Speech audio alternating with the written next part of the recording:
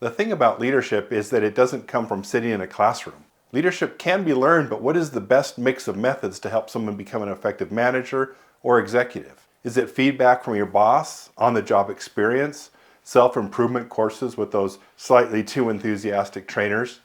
Three of the greats in the HR world, Robert Etchinger, Michael Lombardo, and David Ulrich, decided to settle this debate once and for all in their book, 100 Things You Need to Know, Best People Practices for Managers in HR. I think every manager and HR professional should be familiar with this book. And because they love a good quiz format, they pose multiple choice questions. I'll ask the question, and you see if you can select the correct answer. The authors then follow up with the most scientifically supported and well-researched data and add how confident they are of the answer. So today's question is, what is the best mix of developmental methods to make someone a top-notch leader? A, it's mostly about the jobs you do, followed by bosses, coaches, and mentors, with self-development being least important. B, it's a nice 50-25-25 split between jobs, bosses, and self-development. C, they're all equally important across the board. D, 25% job tasks, 25% bosses, coaches, and mentors, 50% self-development. Or E, jobs and tasks are the least important, followed by bosses, coaches, and mentors, and self-development being the most important. The correct answer is A. Jobs and tasks are the most important, followed by bosses, coaches, and mentors, with self-development being least important. And how sure are the authors of this answer? The answer is substantial, meaning research strongly supports the answer. In long-term studies examining the path to success and proficiency among managers and executives, a reoccurring pattern emerges. It's consistently roughly 70% tough jobs, 20% from people, mostly bosses, and 10% from self-improvement.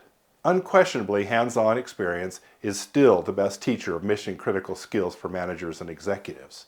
Think about it. You don't learn to swim by reading about swimming. You learn by getting in the water, preferably in the shallow end first.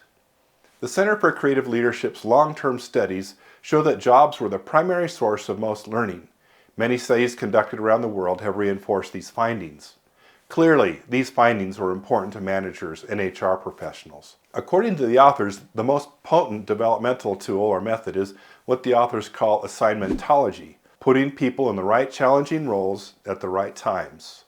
Those who are continuous learners and who navigate a series of challenging job assignments are the ones who end up legacy leaders. Not by keeping them comfortable, but by giving them the sort of stretch assignments that make them sweat, in a good way. A robust assignmentology process requires a deep understanding of the business's talent pool, the key positions within the organization, and the skills needed to propel the business forward. Companies have built entire companies on this principle. Take General Electric. They're famous for rotating high-potential employees through wildly different challenging roles. One day you're running a product line in Ohio, the next year in Singapore managing a team you've just met. It's intense, and it works. GE has produced a staggering number of industry-leading executives. Or IBM's Corporate Service Corps. They send employees to emerging markets to work on high-impact projects. Imagine trying to solve a water supply problem in a village with a language barrier, cultural differences, and zero time. That's real leadership training.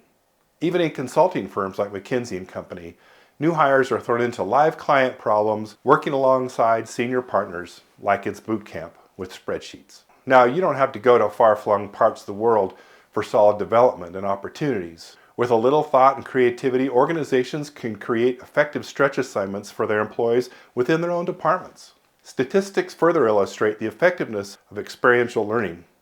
According to a survey by the Harvard Business Review, companies that use experiential learning in their leadership development programs report a 32% higher retention rate among high-potential employees compared to those that don't.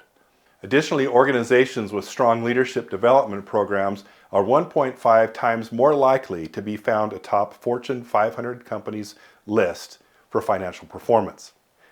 So if you're crafting leadership development programs, don't just load them up with theory and webinars. Make sure they're packed with as much real-world learning as possible through team assignments, action learning, and live case studies. Those moments, the tough jobs, the tricky bosses, the real challenges, that's where leaders are forged.